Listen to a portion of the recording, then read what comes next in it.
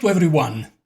After analyzing the evolution of the European Union and its political ideology that is described with a strong interventionism from the state and an high cost of the bureaucratic machine, and not also at the European level, but this happened also at local levels, like, for example, in Spain or maybe in France and in other countries that have a very high debt rate. So, the main question that I would like to find an answer is where the super rich Europeans pay their taxes. So, in this video, we are going to analyze how the very rich people in Europe manage their tax. So, in order to understand this, you have to think that Europe and the cost of Europe itself is extremely high because of its bureaucratic machine and because of many areas in which the Union is spending the money, all throughout Europe and also outside Europe. So, who pays really for those costs, and the rich people, how do they deal with that? You will be surprised that inside the same Europe there are different kinds of taxation system, of tax system. For example, there are countries that are more tax-friendly and there are countries that are more strict with taxes. So when we talk about taxes, we have to split between typology of taxes. The one that are charged companies and the one that are at personal level. So, in Europe, within the same union, not everybody is paying exactly the same level of tax. For example, there are some countries that could be considered fiscal paradise that lives exactly within the European Union. For example, Ireland, Netherlands, Belgium also could be considered, Luxembourg, Malta, for example. Or country like, for example, Romania, where you have a flat tax rate of 10%.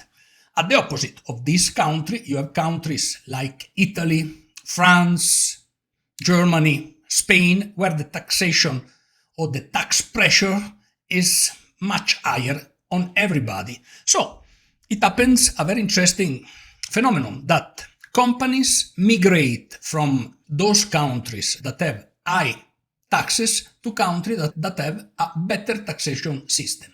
For example, the Netherlands or Luxembourg. And individuals also, for example, prefer to live in area where I'm referring to super rich individuals. To countries where the fiscal pressure is not that high. For example, people that lives in the north part of Italy, that has its businesses in the north part of Italy, tend to have their residence in Switzerland, because it's much easier for them to manage their business from Switzerland to where they have the factory. At the same time, the legal place of the factory maybe is the Netherlands instead of being in Italy. And the same situation happens in France. Maybe in Spain you have the Republic of Andorra that lives exactly and that experience the same level of high net worth individuals that are living there. So, at the end of the day, the main question that we should find an answer is who is paying really the taxes in Europe and who is supporting the taxation system in Europe. Actually, you will be surprised that most of the cost of the European Union and most of the cost of the different countries are supported by the middle class and by the people that have less money. Because smart money, or at least people with large investments and very important portfolio, they go to country where they are treated in a more civilistic or civilized way from a tax point of view. So it's very interesting to see, for example, it's very interesting. There are a lot of people that belong to leftist idea, to socialist parties that are very high net individuals that are living in fiscal paradise within the same union. So from one side, they gave an image to most of the citizens, but from the other side, they live in a place where they pay less taxes.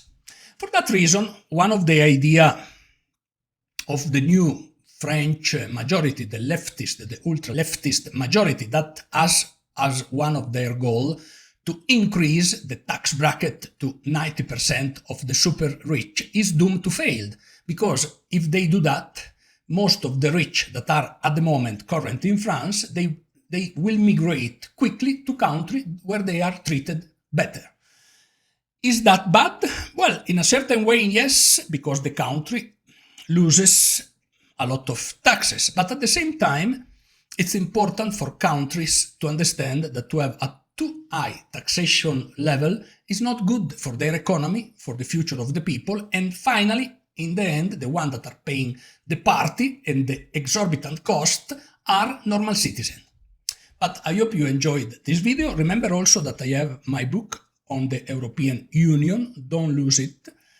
Eurodementia, so you can understand of what I'm talking about. At the same time, please subscribe to the channel and please share this video with your friends. Thank you.